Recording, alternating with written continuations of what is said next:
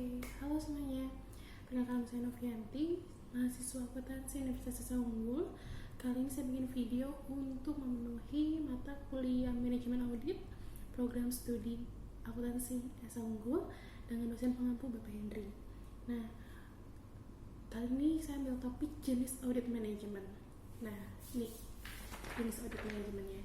Jenis audit manajemen ini terdiri dari 3, functional audit, ada organization audit, dan special segment. Nah, dari functional audit ini kita tahu lah yang fungsi sebagai kategori. Nah, kategori di sini ini akan menjadi cakupan untuk ke organisasi, di mana organisasi sebagai ruang lingkup audit yang untuk menjalankan. Jadi special contohnya misalnya fungsi audit keuangan itu kan pasti diperuntukkan untuk orang-orang keuangan seperti accounting atau finance. Kan nggak mungkin orang keuangan kita ke engineering, bisa aja sih, tapi tidak ya, hampir tidak. Lalu ada special segment.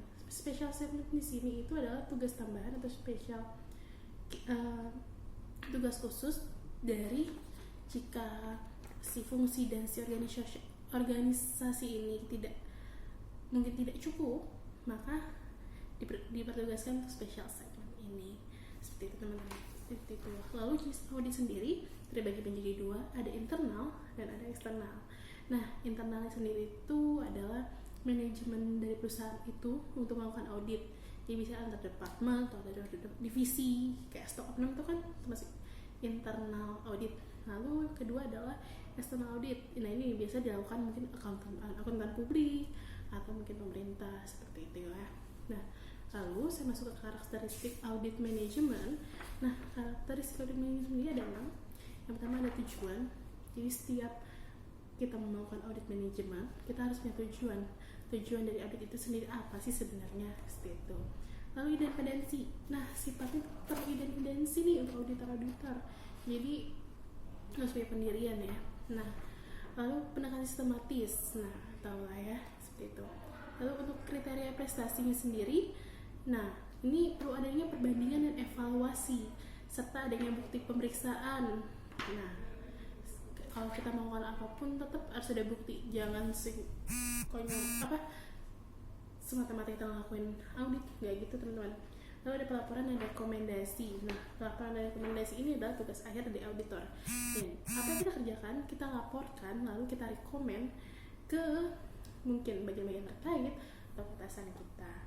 Oke, lalu teman-teman sini biasanya manajemen kalau dari kata audit mungkin beristilah dengan istilahnya fraud ya, atau kecurangan. Fraud. Oke. Fraud di sini mungkin ada bilang ya fraud kan bisa sebenarnya menguntungkan perusahaan. Enggak apapun istilahnya, apapun penjelasannya, apapun alasannya, fraud itu tetap merugikan perusahaan ya. Mau dia memanipulasi data, itu fraud kan. Nah, jadi nggak ada alasan fraud itu menguntungkan. Contohnya adalah misalnya perusahaan ingin membeli aset mobil ya, demi dia menghindari pajak atau menghindari beban yang lain-lain, harusnya dia beli atas nama perusahaan, tapi ternyata dia beli dengan atas nama karyawan.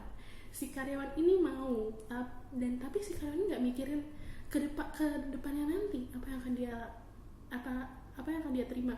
Bisa saja dia akan diperiksa pajak pribadi, ya kan. Lalu misalnya adalah contoh